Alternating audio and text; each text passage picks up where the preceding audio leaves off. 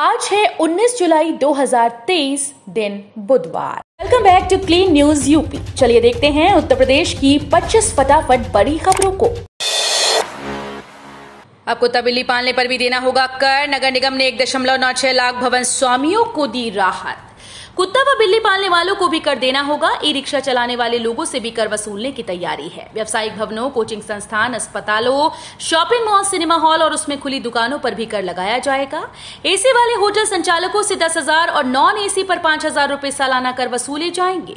Sewer और जल कर के बकायेदारों को सरचार्ज में 1 महीने तक की छूट मिलेगी। 1 महीने बाद करदाताओं को 2 महीने तक सरचार्ज के साथ भुगतान करने का मौका दिया जाएगा। मेरा वचन है कानपुर से लखनऊ की दूरी आधे घंटे की हो जाएगी, नितिन गडकरी का ऐलान। केंद्रीय सड़क परिवहन व राजमार्ग मंत्री नितिन गडकरी ने दावा किया कि कभी बीमारू कहे जाने वाले उत्तर प्रदेश की अब तस्वीर बदल रही है। उन्होंने कहा कि उत्तर प्रदेश समृद्ध और संपन्न होने लगा है। एक समय में ये धारणा थी कि ये प्रदेश बीमारू है और आज योगी जी के नेतृत्व में उत्तर प्रदेश की तस्वीर बदल रही है, विकास हो रहा है। गडकरी ने कहा कि कानपुर से लखनऊ तक हम 5,000 करोड़ का ग्रीन एक्सप्रेसवे बना रहे हैं, जिसका 25% काम पूरा हो गया है। राम मंदिर की खास बात, एक साथ 1.5 लाख श्रद्धालु कर सकेंगे परिक्रमा। राम जन्मभूमि में राम मंदिर का 60% काम पूरा हो चुका है। मंदिर का भूतल बनकर तैयार है। अब फर्श निर्माण की तैयारी चल रही है। राम मंदिर में एक साथ 1.5 लाख श्रद्धालु परिक्रमा कर सकेंगे। इसके लिए मंदिर की परिधि में 800 मीटर लंबे परकोटे के साथ 200 मीटर लंबी टनल का भी निर्माण कराया जा रहा है। 9 सितंबर को लगेगी राष्ट्रीय लोक अदालत। हाथरस जनपद न्यायाधीश मधुला कुमार के आदेशानुसार 9 सितंबर को प्रातः 10 बजे से राष्ट्रीय लोक अदालत का आयोजन किया जा रहा है। जिला विधिक सेवा प्राधिकरण के सचिव एडीजे अजय कुमार ने बताया कि जनपद मुख्यालय के साथ मोटर दुर्घटना, दावा न्यायाधिकरण, स्थानीय लोक अदालत, उपभोक्ता फोरम, कलेक्ट्रेट एवं सभी तहसील मुख्यालयों पर राष्ट्रीय लोक अदालत का आयोजन किया जाएगा। नैमिषारण्य में वेद विज्ञान अध्ययन और अनुसंधान केंद्र की स्थापना के लिए 5 एकड़ जमीन आवंटित। योगी सरकार ने सीतापुर के नैमिषारण्य में वेद विज्ञान अध्ययन एवं अनुसंधान केंद्र की स्थापना के लिए जमीन आवंटित कर दी। योगी सरकार ने नैमिषारण्य की तहसील मिश्रित परगना औरंगाबाद ग्राम ठाकुरनगर में लगभग 5 एकड़ की भूमि आवंटित की। वहीं अनुसंधान केंद्र की स्थापना के लिए 25 करोड़ की धनराशि जारी कर दी गई। इसके निर्माण की जिम्मेदारी उत्तर प्रदेश राज्य के निर्माण निगम लिमिटेड को सौंपी गई। अगले महीने यूपी के शहर से शुरू हो जाएगी वाराणसी के लिए हवाई सेवा। लखनऊ से अपने राज्य के एक और शहर के लिए सीधी उड़ान शुरू होने जा रही है। अब लखनऊ से वाराणसी की दूरी मात्र 1 घंटे में तय होगी। ये उड़ान 10 अगस्त से शुरू होने जा रही है। इससे वाराणसी जाने वाले श्रद्धालुओं और पर्यटकों को काफी सहूलियत होगी। लखनऊ एयरपोर्ट से उड़ान संख्या 6E7326 दिन में 14:20 पर रवाना होगी। ये उड़ान वाराणसी एयरपोर्ट पर 15:30 पर उतरेगी। इसी तरह वाराणसी से उड़ान संख्या 6E7327 शाम 16:05 पर उड़ान भरकर शाम 17 बजे लखनऊ पहुंचेगी। सहारनपुर में 8 से 26 अगस्त तक अंबेडकर स्टेडियम में होगी अग्निवीर भर्ती रैली। जिला मजिस्ट्रेट डॉक्टर दिनेश चंद्र की अध्यक्षता में कलेक्ट्रेट स्थित सभागार में अग्निवीर भर्ती की तैयारियों के संबंध में संबंधित अधिकारियों और सेना के अधिकारियों के साथ बैठक हुई। जनपद में अग्निवीर भर्ती के तहत भारतीय सेना की ओर से 8 अगस्त से लेकर 26 अगस्त तक रैली का आयोजन किया जाना है। Rally doctor Bhimrao Ambedkar stadium में होगी। रैली में प्रदेश के 13 जनपद के अभ्यर्थी शामिल होंगे। रैली में रामपुर, मुरादाबाद, गौतम बुद्ध नगर, हापुड़, गाजियाबाद, बिजनौर, बागपत, मेरठ, अमरोहा, मुजफ्फरनगर, बुलंदशहर, शामली और सहारनपुर के अभ्यर्थी आएंगे। G20 समूह की चौथी बैठक इंदौर में बुधवार को 150 मेहमान होंगे शामिल। जोधपुर, गुवाहाटी और जिनेवा के बाद G20 समूह के वर्किंग ग्रुप की चौथी बैठक इंदौर में आज बुधवार को होगी।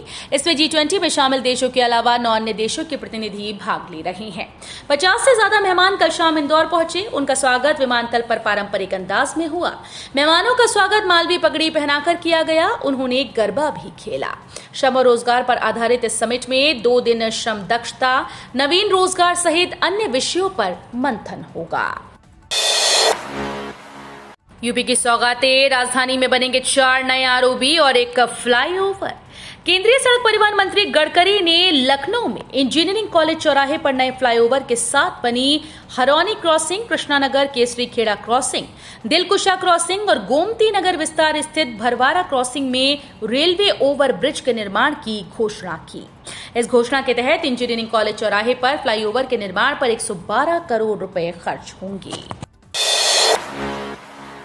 नियम तोड़ने पर होगी सख्त कार्रवाई, उल्टी दिशा से वाहन चलाने वालों की अब लाइसेंस जब्त होंगी।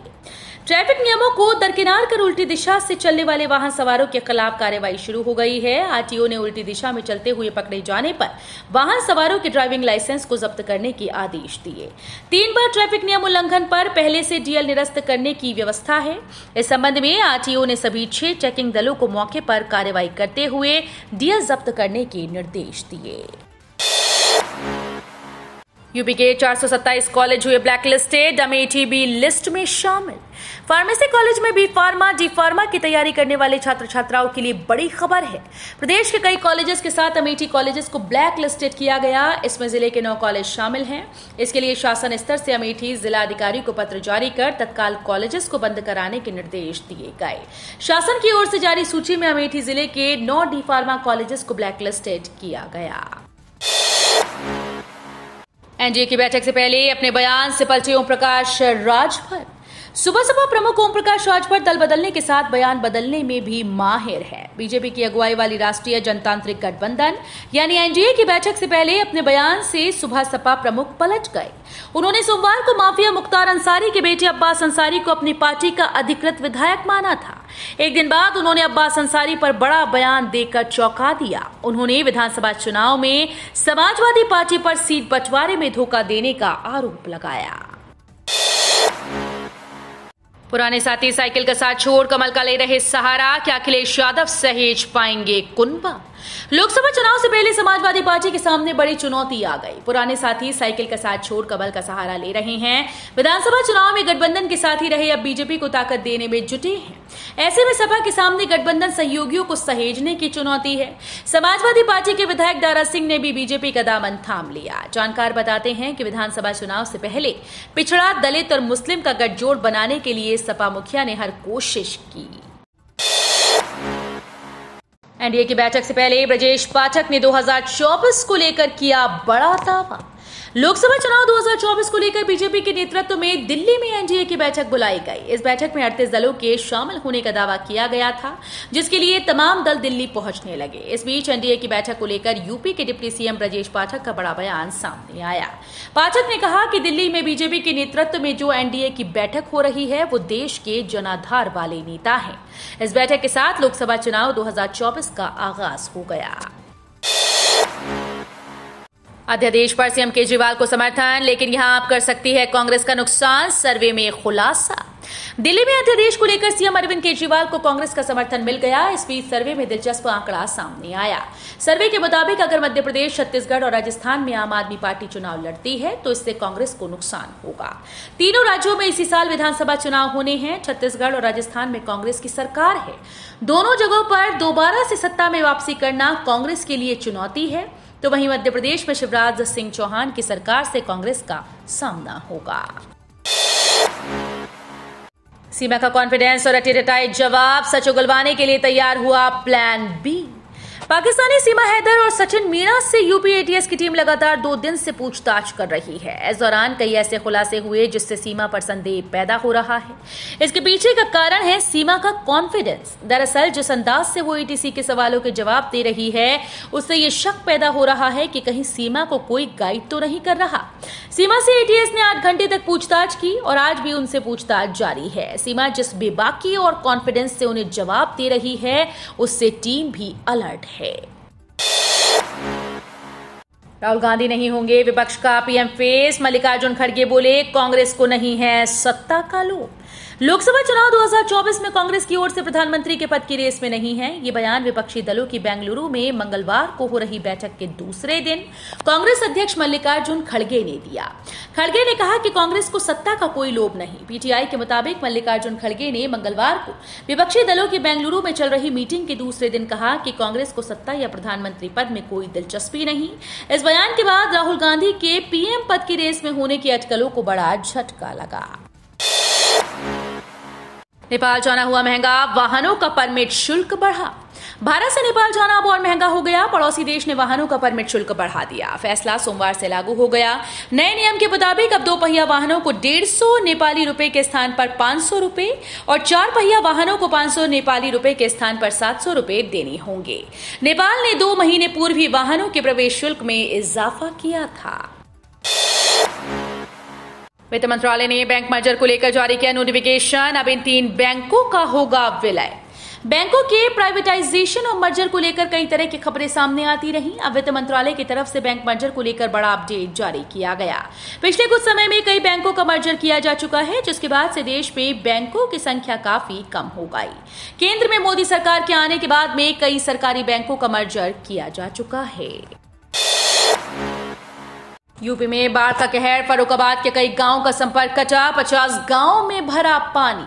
यूपी के कई जिलों में बाढ़ का कहर जारी है। गंगा के बड़े जलस्तर का असर फर्रुखाबाद जिले में दिखाई दिया। गंगा के पानी से निचले इलाके में हाहाकार मचा है।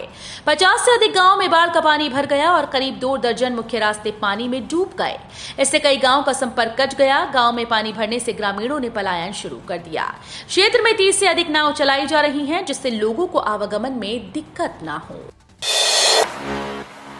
इस भर्ती के लिए गिराई मेरिट, 30 कट ऑफ अंक वाले 37 अभ्यर्थियों को बुलाया गया।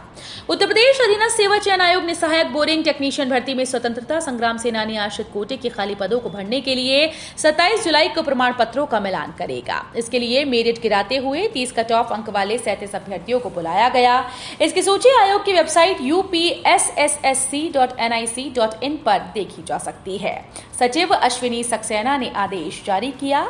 सहायक बोरिंग टेक्नीशियन के 486 पदों को भरने के लिए लिखित परीक्षा के आधार पर 2832 अभ्यर्थियों को प्रमाण पत्र मिलान के लिए 30 मई से 16 जून 2023 तक बुलाया गया था।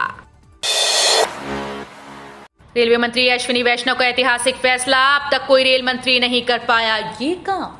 रेलवे मिनिस्टर अश्विनी वैष्णव ने भारतीय रेलवे का कायाकल्प करने के लिए कई कदम उठाए। उनकी तरफ से किए गए बदलाव में नई ट्रेन शुरू करना, स्टेशन का कायाकल्प और वीआईपी कल्चर खत्म करने समेत कई कदम हैं। पिछले दिनों रेल मंत्रालय की तरफ से ये फैसला किया गया है कि अधिकारियों के कमरों की मेज पर घंटी नहीं रहेगी। रेलवे मिनिस्टर के इस फैसले को विभाग में भी लागू कर दिया गया। इस फैसले के अनुसार अधिकारियों को यदि अटेंडेंट को बुलाना है तो इसके लिए उन्हें उठकर कमरे से बाहर जाना होगा। कर्मचारियों के लिए गुड न्यूज, प्रतिबंधित सहित वैकल्पिक अवकाश का मिलेगा लाभ। केंद्रीय कर्मचारियों के लिए अवकाश की घोषणा की गई। इसके लिए आदेश जारी किया गया। जारी आदेश में नियम और नीति के अनुसार कर्मचारियों को 14 अनिवार्य अवकाश सहित 3 वैकल्पिक अवकाश का लाभ मिलेगा। इसके लिए डीओपीटी के द्वारा आदेश जारी किया गया। आदेश में कहा गया कि वर्ष 2024 के दौरान नई दिल्ली स्थित केंद्र सरकार के सभी प्रशासनिक कार्यालयों में इस कार्यालय ज्ञापन के अनुलग्नक 1 में निर्दिष्ट छुट्टियों का पालन किया जाएगा। इसके अलावा प्रत्येक कर्मचारी को भी अनुमति दी जाएगी। करोड़ों किसानों के लिए खुशखबरी, इस दिन आएगी 14वीं किस्त। करोड़ों किसानों के लिए बड़ी खबर सामने आई। पीएम किसान योजना के लाभार्थियों के खाते में इस महीने 14वीं किस्त की राशि भेजी जाएगी, जिसके लिए तारीख घोषित हो चुकी है। सरकार की ओर से देश भर के 8.5 किसानों के अकाउंट में 2-2 हजार रुपए की राशि ट्रांसफर की जाएगी। मिली जानकारी के मुताबिक 28 जुलाई को प्रधानमंत्री नरेंद्र मोदी लाभार्थियों के खाते में 14वीं किस्त जारी करेंगे। PM Modi direct benefit transfer के जरिए किसानों के खाते में 18,000 करोड़ रुपए भेजेंगे। लखनऊ के जेएमयू में ऑनलाइन जमा होगा शुल्क, हर बार अलग होगा क्यूआर कोड। लखनऊ के जेएमयू में अब मरीजों को नकद फीस जमा करने के झंझट से मुक्ति मिलेगी। मरीज ऑनलाइन पैसे का भुगतान कर सकेंगे।